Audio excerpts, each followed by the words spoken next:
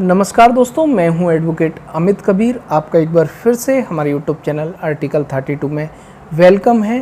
Friends, आज के legal video के सेगमेंट में हम सिविल प्रोसीजर कोड 1908 के एक बहुत ही अहम महत्वपूर्ण लीगल टॉपिक को डिस्कस करेंगे, जो कि है यहाँ पर मीन प्रॉफिट। तो फ्रेंड्स, यहाँ पर मीन प्रॉफिट क्या होता है, अंतःकालीन लाभ क्या होता है, वो ही आज हम डिस्कस करने वाले हैं। तो फ्रेंड्स, यहाँ पर ये सीपीसी का बहुत ही महत्वपूर्ण लीगल टॉपिक है। जितने भी यहाँ पर अचल संपत्ति, इमूवेबल प्रॉपर्टी के संबंध में यहाँ पर जो डिस्प्यूट पैदा होता है, उसके संबंध में जो भी सिविल सूट यहाँ पर दाखिल किए जाते हैं, तो उसमें ज़्यादातर में यहाँ पर मोस्टली में यहाँ पर मीन प्रॉफिट का यहाँ पर सवाल उठता है, यदि यहाँ पर किसी व्यक्ति ने यहाँ पर गलत तरीके से कब्जा किया है यहाँ पर संपत्ति पे। तो फ्रेंड्स, यहाँ पर मीन प्रॉफिट हमें जानना ज़रूरी हो जाता है, और ख़ास तौर से जो सिविल के एडवोकेट्स हैं उनके लिए जानना बहुत ही ज़्यादा ज़रूरी है, और जो लॉ स्टूडेंट्स हैं उन्हें तो यहाँ पर पढ़ना ही पढ़ना है। तो फ्रेंड्स, यहाँ पर क्या होता है, यहाँ पर मीन प्रॉफिट, वो हम सबसे पहले हम बिल्कुल लूसिड लैंग्वेज में, सरल भाषा में हम समझ लेते हैं।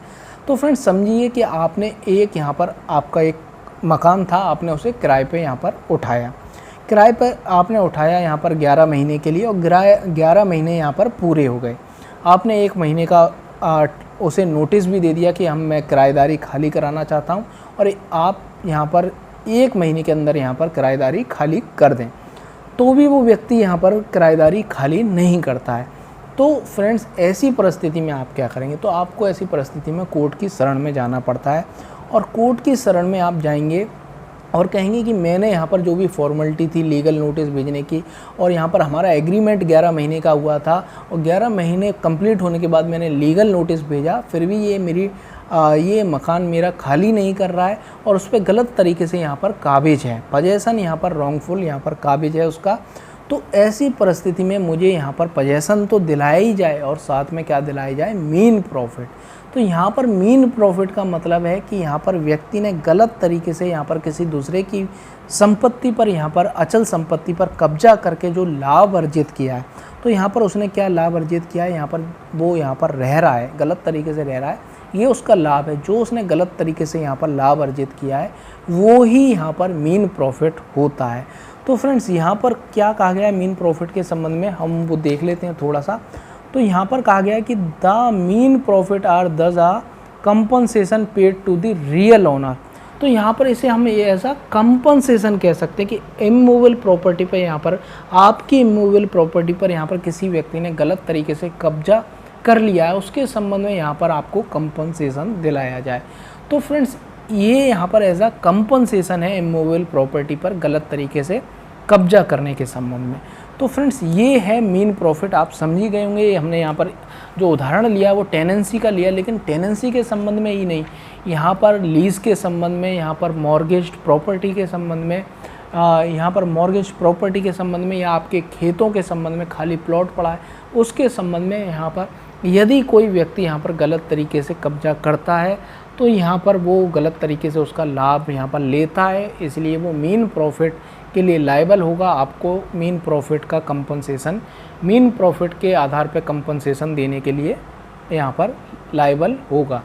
तो फ्रेंड्स, देख लेते हैं यहाँ पर इसके कुछ उदाहरण हम देख लेते हैं। Thus a decree for the मीन profit can be passed against the trespasser. Trespasser के अगेंस्ट भी यहाँ पर मीन प्रॉफिट की यहाँ पर डिक्री यहाँ पर पारित की जा सकती है उसके अगेंस्ट। ट्रेसपासर का मतलब आप जानते ही हैं कि जो व्यक्ति आपकी संपत्ति में गलत तरीके से यहाँ पर प्रवेश करता है।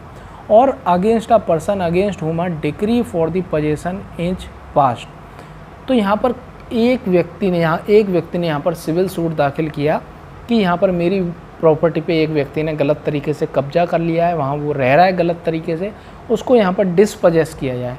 तो यहाँ पर डिस्पजेशन की यहाँ पर प्रॉपर्टी ऐसी डिस्पजेशन की यहाँ पर डिक्री पारित की जाती है, तो यहाँ पर उसके साथ यहाँ पर क्या रिलीफ दी जाती है? उसके साथ यहाँ पर अन्य रिलीफ भी दी जा सकती है मीन प्रॉफिट की।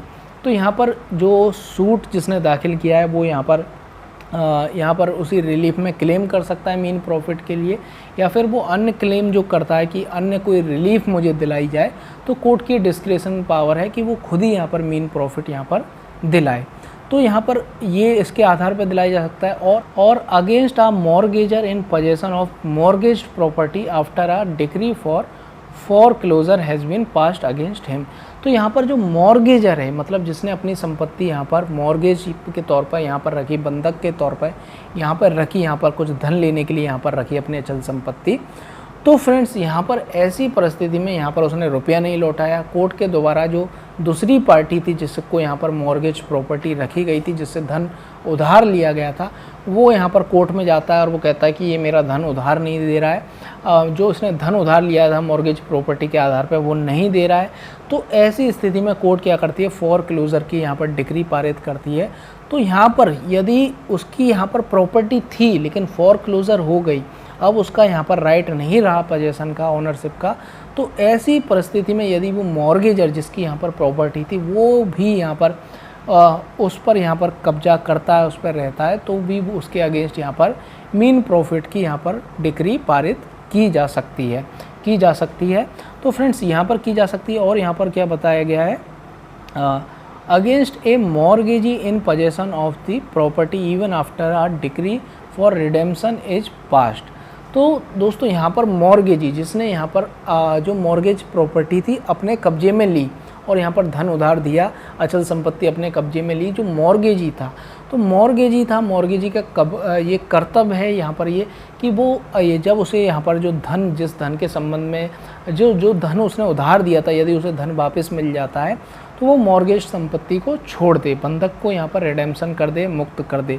तो ऐसी परिस्थिति में यदि कोर्ट यहाँ पर रिडेम्पशन की, मुक्ति की, उस प्रॉपर्टी को यहाँ पर बंधक के तौर पे मुक्त कर दिया जाए, जो बंधक प्रॉपर्टी थी उसे यहाँ पर बंधक से मुक्त कर दिया जाए, ऐसी डिक्री यहाँ पर कोर्ट पारित कर देती है, तो भी वो ज़बरदस्ती उस प्रॉपर्टी को यहाँ पर अपने पास कब्जे में रखता है, तो भी यहाँ पर मॉर्गेजी जिसने यहाँ पर मॉर्गेज प्रॉपर्टी रखी थी अभी नहीं है, क्योंकि यहाँ पर रिडेम्पशन की यहाँ पर डिक्री पारित हो गई है। तो ऐसी परिस्थिति में भी यहाँ पर मीन प्रॉफिट उसके अगेंस्ट, यहाँ पर मीन प्रॉफिट्स की यहाँ पर डिक्री यहाँ पर उसके अगेंस्ट पारित की जा सकती है। तो यहाँ पर की जा सकती है, ऐसी टेनेंट के अगेंस्ट की जा सकती है। टेनेंट है यहाँ पर किराएदारी खाली नहीं कर रहा है, 11 महीने हो गए हैं, 11 महीने का एग्रीमेंट था और यहाँ पर उसे नोटिस दे दिया गया है, टेनेंसी खाली नहीं कर रहा है, तो भी यहाँ पर उसके अगेंस्ट यहाँ पर मीन प्रॉफिट का की डिक्री यहाँ पर पारित की जा सकती है। तो फ्रेंड्स सिंपल शब्दों में आप समझ गए कि कोई व्यक्ति यहाँ पर गलत तरीके से अचल संपत्ति पर यहाँ पर काबिज होता है तो वो यहाँ पर क्या ले रहा है, मीन प्रॉफिट ले रहा है, गलत तरीके से लाभ ले रहा है और उसे यहाँ पर मीन प्रॉफिट के लिए वो लायबल होगा, यानी कि कंपनसेशन यहाँ पर जिस व्यक्ति की ये प्रॉपर्टी थी और जिसके संबंध में वो गलत तरीके से रह रहा था उसे देने के लिए यहाँ पर लायबल होगा। तो फ्रेंड्स यहाँ पर इसकी लीगल डेफिनेशन क्या है वो हम थोड़ा देख लेते हैं।